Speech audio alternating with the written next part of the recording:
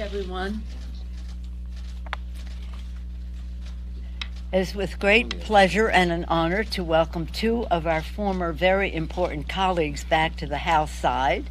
I'm going to start with Maria because she was, when she came, she helped us hold a majority in the Congress, and then she went over to the Senate side, and we take great pride and proprietary interest in her leadership there. And of course, Chuck. Chuck. But Chuck has been here on a number of occasions. Chuck, the distinguished majority leader, has been here on a number of occasions, and we have taken pride in his service in the House as well.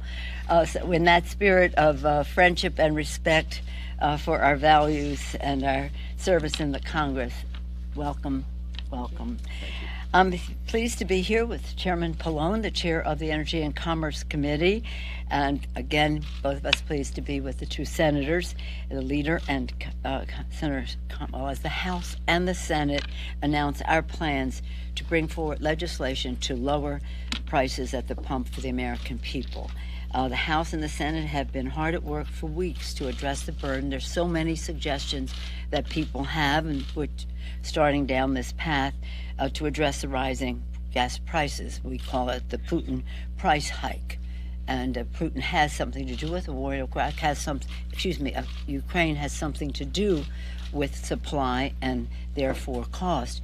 But there is an ongoing challenge to us that the American people understand very clearly, and that is that big oil has profiteered in this, has exploited the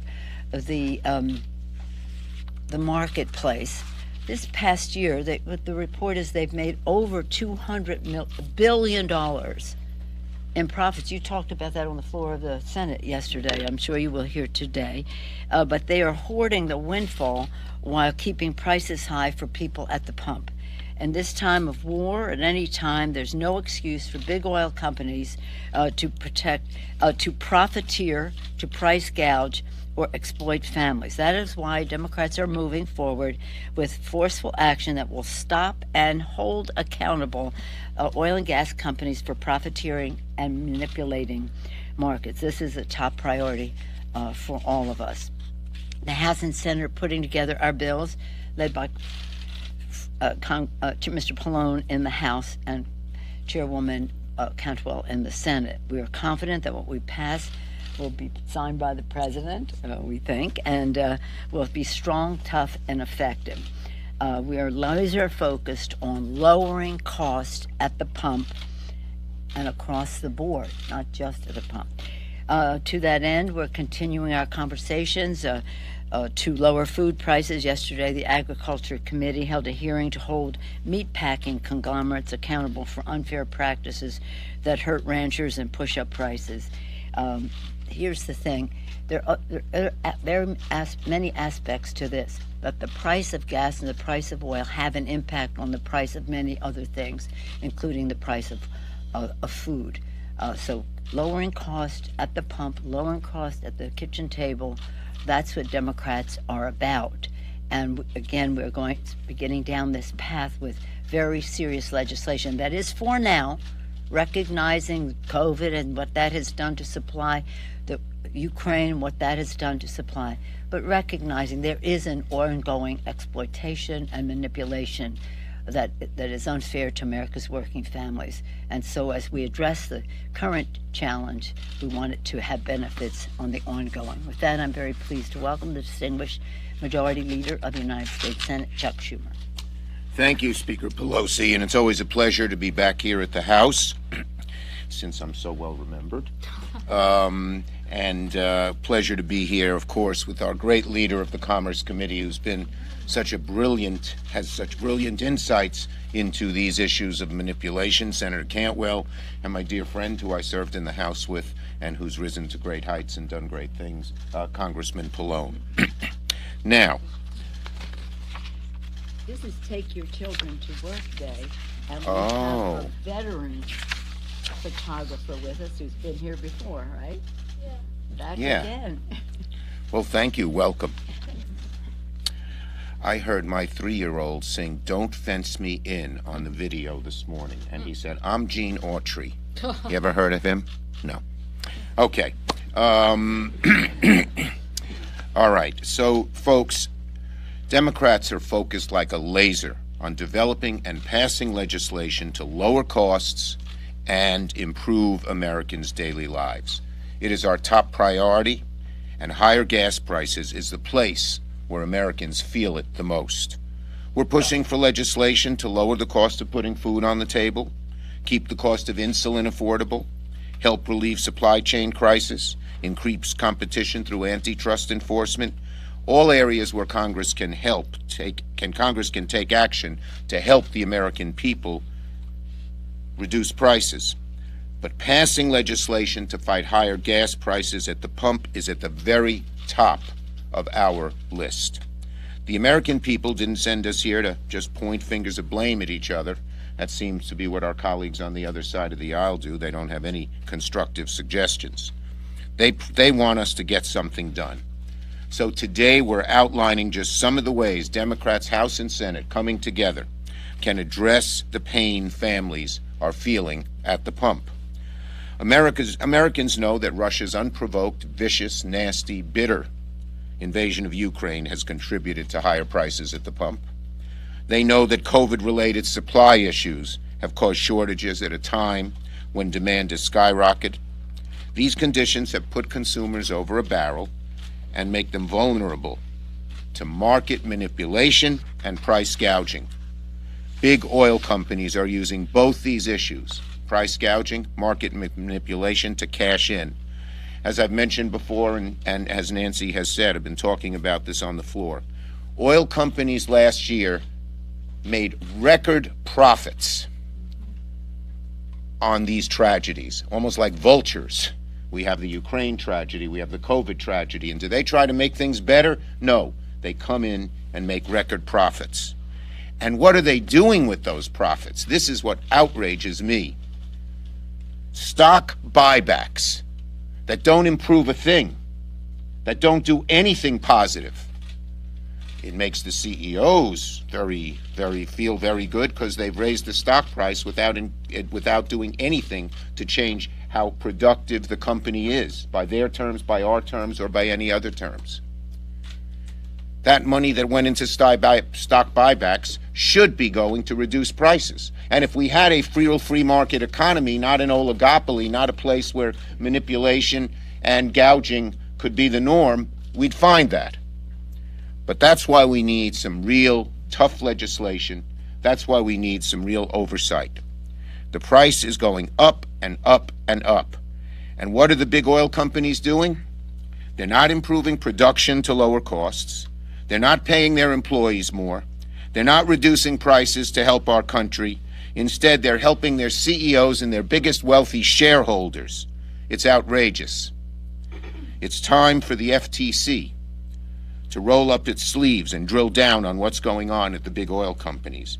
And very soon, the Senate will confirm Alvaro Bedoya and return the FTC to full strength. And we know from her testimony and her discussions with us that Chairman Khan wants to focus on this issue. We want to give her more tools in addition to the tools she has to do it. Congress must do more to beef up the FTC's ability to crack down on potential gas price manipulation and price gouging. Senate Commerce Committee Chair Cantwell and Energy and Commerce Chair Pallone are leading the charge to come up with legislation to fight against the bad actors who may be using COVID and Ukraine to jack up prices on consumers and pad their profits. And I plan to put that legislation for a vote on the floor of the Senate. Democrats are taking action to help Americans. Our Republican colleagues only lift a finger, point blame, try to seek political advantage, but get nothing done. But when the bills hit the floor, Republicans will face a dilemma. Which side are they on? Of the consumer and lowering gas prices, or on the side of big oil? We'll soon find out. Democrats are committed to working on this, and we're going to continue working with our House colleagues to bring legislation that can bring prices down across the board. Congressman Pallone. Thank you, Leader Schumer, and our Speaker, Nancy Pelosi, and my colleague, Senator Cantwell, Chairwoman Cantwell. We're here today because big oil is ripping off the American people. And the Energy and Commerce Committee had a hearing just before Easter and Passover with some of the largest oil company executives in the world. And the takeaway was clear, and that is that big oil is choosing to keep production low so that their own profits stay high. And what's happening is American consumers are paying the price while these companies, as Senator Schumer said, just continue to make record profits. So during our hearing, we asked the oil companies to do the right thing and take action to offset the market pressures that have been created by Russia's invasion of the Ukraine. But it was clear that wasn't going to happen. They're going to keep the prices high, artificially high. In fact, I wanted to mention, I don't know if you're supposed to mention, articles from other news publications, but there was an article in the New York Times just a couple days ago that made it absolutely clear that the oil companies simply will not increase production. The production has only increased about 1 or 2%, in the last few months, and it's way down from what it was before the COVID pandemic. And OPEC, of course, the cartel, is working with the oil companies, according to that article, worldwide to keep production low and prices high. So they're just profiteering, if you will, from this international turmoil, which is fueled really by dictators, right? In other words, we always say that we want to move away from fossil fuels if possible in the future because the fossil fuels are controlled by dictators, Putin and so many others around the world. But in the meantime, if we're really going to keep prices, if we're going to lower prices, we have to have more production. So without the oil companies taking action, Congress has to step in, and that's exactly what we're doing. We have legislation that we're working on between the House, between Senator Cantwell's committee and my committee. And, not to get into the specifics, but basically it would give the FTC and the state AGs increased authority, including civil penalty authority, to go after oil companies and retailers that are gouging their customers. And it would cover both wholesale and retail sales. Now, of course, the oil companies said at our hearing, oh, this isn't our fault, this is the retailer's fault. But that's simply garbage because the reality is they set the wholesale price, and that's what the retailers buy in order to sell gas at the pump. So the bottom line is what we're saying today is that we're tired of the corporate greed. We're going to step in. We're going to do what's right for the American consumers, and we're going to work together in the House and the Senate to accomplish this. And I have to go to a hearing appropriately with Senator Granholm of our Energy Subcommittee to talk about some of this. But I really appreciate the fact that our Democratic leadership is taking the initiative on this and working with our two committees. And now bring up Senator Cantwell. Thank you. Thanks, Frank. Well, thank you, Speaker Pelosi. It's great to be over here in the House, and thank you for your tremendous leadership. We're always admiring of it. It's great to be here with Leader Schumer, who has really had a keen focus on these price issues for some time now, and always appreciate his leadership, and Chairman Pallone, who we've been working with on so many issues, our R&D competitiveness, privacy, and now this issue. Elevated pump prices are driving inflation. They're wreaking havoc on American households and their budgets, and they're threatening our post-pandemic recovery and our global competitiveness. In the state of Washington, many of my constituents are paying $4.50 a gallon, and that means that average Washington drivers will be forced to shell out $750 more to fill up this year than they did in 2021. It's even worse for West Coast truckers who are facing diesel costs as high as $6.60 a gallon, and that is driving up the price of every good that is delivered because of those transportation costs. According to a witness that testified before the Senate Commerce Committee, unwarranted pump prices are costing Californians $500 million, $500 million a month more than the previous month because of the high costs. So, in order to make sure that we are focusing on these consumers, we want to do everything we can to make sure that we're protecting them. Right now, we see that consumers are spending that they're cutting back on products and services by 1/3 because of those high costs. But as my colleagues have already said, the soaring oil profits that the oil company has seen is likely to top over $125 billion in profits this year, and so far they have given $40 billion in stock buybacks to boost shareholders. So not only did oil companies already receive $35 billion in tax breaks for incentives to drill, the Trump tax plan and the Republican 2017 tax bill created a new tax giveaway of $85 billion to oil companies. And what are they spending the money on? As you can see from my colleagues, they talked about the shareholders' issues. They're also spending millions of dollars on lobbyists to block any progress on clean energy or climate policy. This is why we are drafting legislation that will protect consumers and make transportation fuel markets more fair and transparent. Legislation can shine a bright light on the gaping hole in the fuel market that is after the oil is refined, which is driving up prices. We know that energy markets can be manipulated. We saw that after Enron with electricity and natural gas. Congress acted and gave new authority to regulate, to basically oversee those markets. Since that authority went in place in 2007, the overseers, the Federal Energy Regulatory Commission, has seen over $1 billion in fines and penalties against people who have manipulated those markets. We know after the derivative market brought down our whole economy, Congress also gave parallel authority to the Commodities Future Trading Commission to make sure that those future energy markets were also properly policed. Today, they've collected over $4.5 billion in fines. So it's safe to say that shining a bright light on dark energy markets is a very high priority now. We need to make sure that there is a policeman on the beat. And that is why we are working on legislation with our colleagues here in the House to make sure that the FTC has every tool in its capacity to shine that bright light into these dark energy markets. They have some authority now, but they need more tools. They need the tools to follow the information just as FERC and CFTC have done. They need a dedicated team of experts to make sure that they're monitoring those markets and looking out for any suspicious behavior. And they need fines and penalties that will bring about corrective action.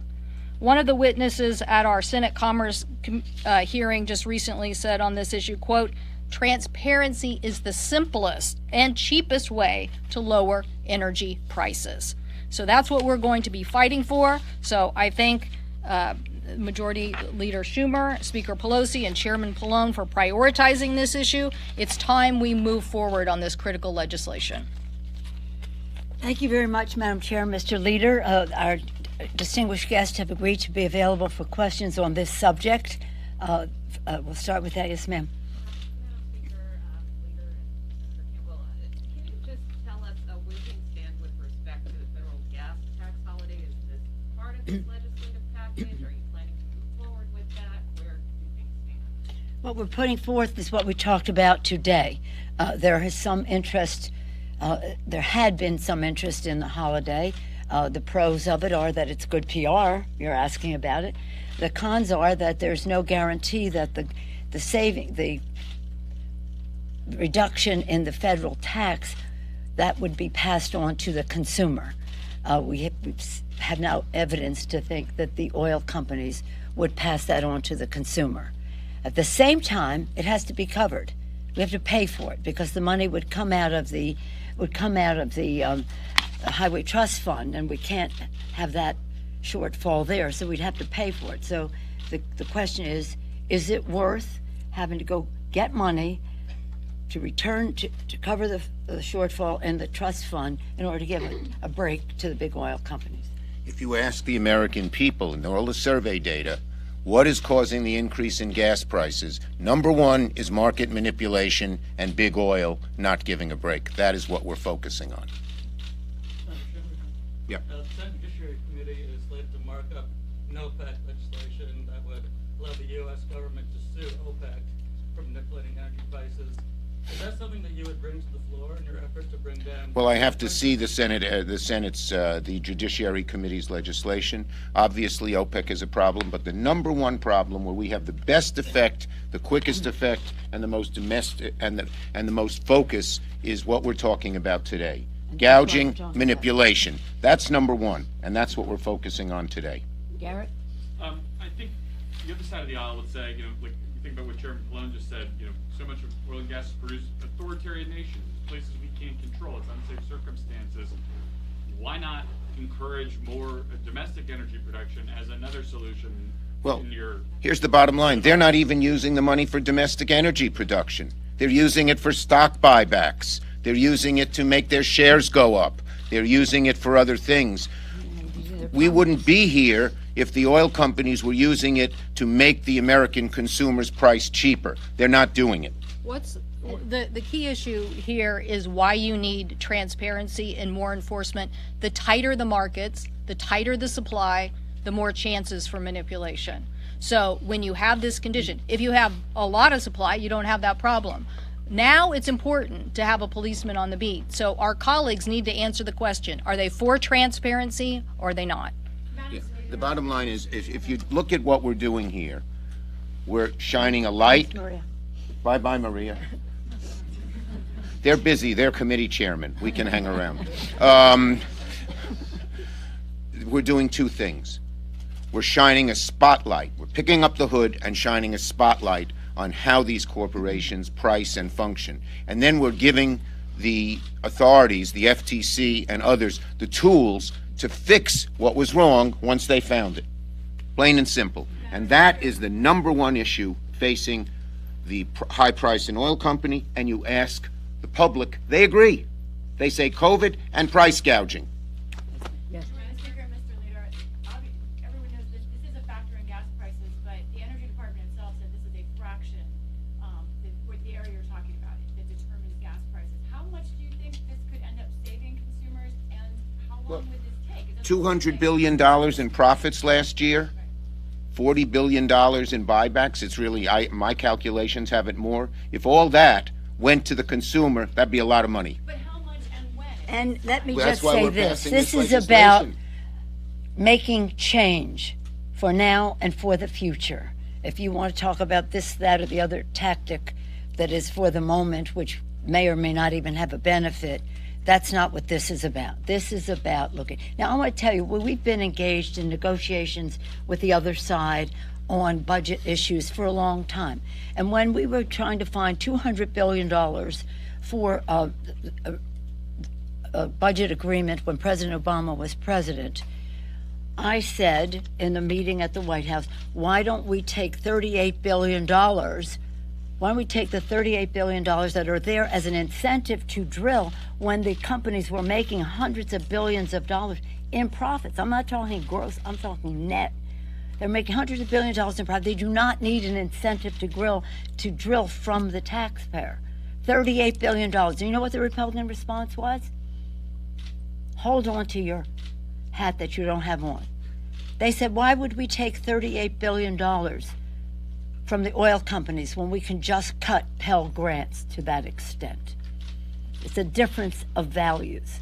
Understand that. And if you look at the giving, giving of oil, gas, and coal, a huge percentage of the campaign committees, the Republican Senate, maybe the House too, comes from those three industries, and they're immovable. We asked our Republican colleagues in the Senate a few years ago, do you believe global warming is real? Do you believe it's caused by human activity? Do you believe Congress should do something about it? Only 5 or 6 would say yes. Yeah, and by the way, one of the things they were trying to do with this was to undo the initiatives that we want to put forth to save the planet from the climate crisis. And so, what? You want to reverse that? And I'll say this, when we have in the Senate and the House legislation to have cleaner government, that the legislation. In that legislation, it shines a bright light on big dark money and says we have to get rid of that. The one thing that the Republicans care the most about, we're talking about voter suppression, we're talking about nullification of elections, we're talking about empowering the grassroots, we're talking about commission redistricting, taking away partisan redistricting. The one thing they worry about most is that their big gun money, their dark gun money, their dark fossil fuel money, their gun pharmaceutical money, their dark all of that would be affected by that legislation. So there is a direct connection between this money and public policy and the air that our children breathe and the price that their families pay at the pump, which, as Senator Cantwell said, Madam Chair said, it has an impact on the cost of everything else as well. Bye, everybody. Thank you, Mr. Leader. Given the fact that you have said, or Schumer has said, that some of the Republicans are immovable on these issues. That are what? Are immovable on these issues. Yeah. How do you expect to actually pass this legislation, and how does this fit? We got public opinion. How many times have you heard me say, Lincoln said, public sentiment is everything. With it, you can do almost anything. Without it, practically nothing. The American people know. Here we have a necessity. The necessity to travel, to go to work, to take kids to school, to bring people to their medical, to meet their medical, whatever it is, it's a necessity to have access to transportation. And what do? Have an exploitation of the work of the consumer, who definitely has the need, doesn't have many other choices, and will hope that the American people weigh in, because we see this so clearly. And I'm on constant Zooms around the country, or visits to the extent possible of COVID around the country. People want to know why we are not doing something about the exploitation of big oil in terms of its impact on America's working families. I'm very excited about this possibility. So let's see how the public weighs in. And let's hope that our Republican colleagues, enough of them, will come down on the side of their constituents and the consumers instead of big oil. Madam Speaker, it's been almost 100 days since you came out in favor of staffer unions. I'm talking about this subject now. Do we have any further questions about this? Yes, Chad. Do you think that the public is blaming Democrats, or will continue No, to blame Democrats? I don't think the public is blaming Democrats. I think they're blaming the oil companies. They will blame all of us if we don't do something about the fossil fuel But they industry. won't take that out on your side on the midterms, even if you pass this bill and prices don't get better. No, The I don't perception is why that would they- we say that? I don't think what you're saying is making very much sense, frankly. I mean, in all fairness, we're friends. Candor is part of our friendship.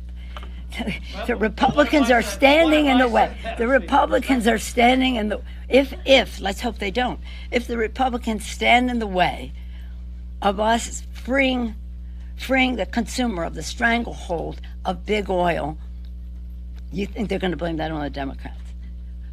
You think that? Okay. Yes, sir. What is your time frame for moving this legislation? Well, the Senate is ready. Yeah, the Senate is pretty much done. Congress, Madam Chair, on the manipulation piece of it, that's pretty ready. Ours has a little more to be done in the course of the next week. We have a committee work week next week, and we would hope to have all this done pretty soon. Would it be beyond the market manipulation? Excuse me? Would it be beyond the market manipulation piece? Would you have provisions in there that would go beyond the market manipulation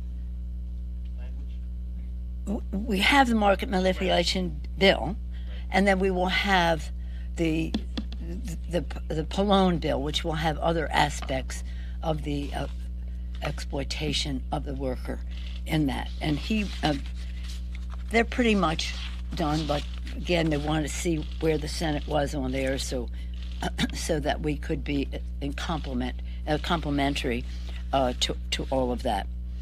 So again, it's price gouging is something that people feel very exploited by.